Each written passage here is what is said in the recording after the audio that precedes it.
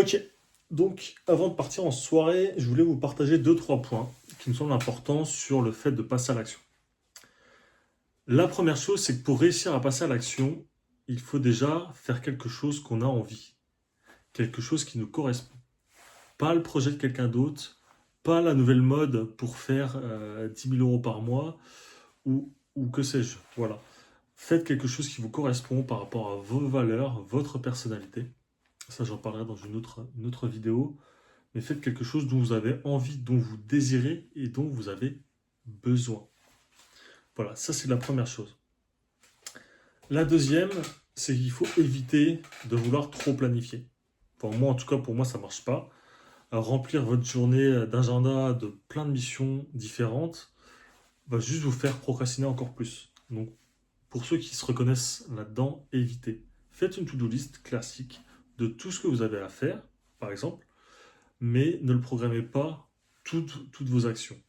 Prenez au départ juste une, faites-en une chaque jour si vous avez la possibilité. Ça sera déjà un énorme pas par rapport au fait de ne rien faire du tout. Ça, c'est le deuxième point. Le troisième, je dirais qu'il y a une solution qui marche plutôt pas mal. Quand vous avez fait par exemple cette liste, il y a la technique de Mel Robbins qui est la technique des 5 secondes. Quand vous avez quelque chose à faire qui ne vous prend pas trop de temps, comptez jusqu'à 5, enfin faites un décompte de 5 à 0, et quand vous arrivez à 0, vous bougez. Vous allez faire votre action, vous sortez un livre, vous écrivez, vous commencez, quoi que ce soit, vous le commencez, en fait, ou vous y allez, sans réfléchir. C'est un petit hack qui permet d'éviter de réfléchir et donc de ne pas passer à l'action.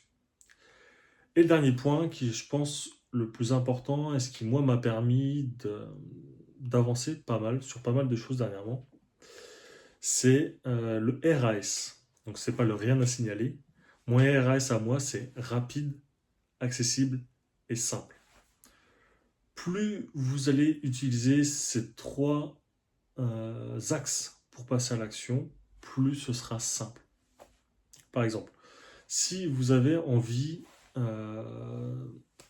de lire un livre, par exemple, mais que vous ne lisez jamais, le plus rapide, ça serait peut-être de poser votre livre sur le chevet. Accessible, d'en avoir toujours un dans le sac.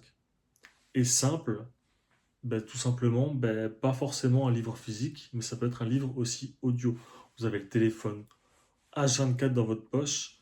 Ne me dites pas qu'à la place d'écouter du son pendant votre sport, pendant les transports ou autre, c'est pas plus compliqué d'écouter un livre audio en fait. Et même si vous écoutez beaucoup de musique, vous pouvez en avoir marre et switcher progressivement vers ça. Ça peut être une très bonne chose. Voilà. Donc essayez ces petites astuces. Dites-moi aussi en commentaire si vous avez d'autres solutions, vos solutions, et si vous avez testé les miennes, si ça fonctionne ou pas pour vous. Merci à vous, à bientôt, ciao.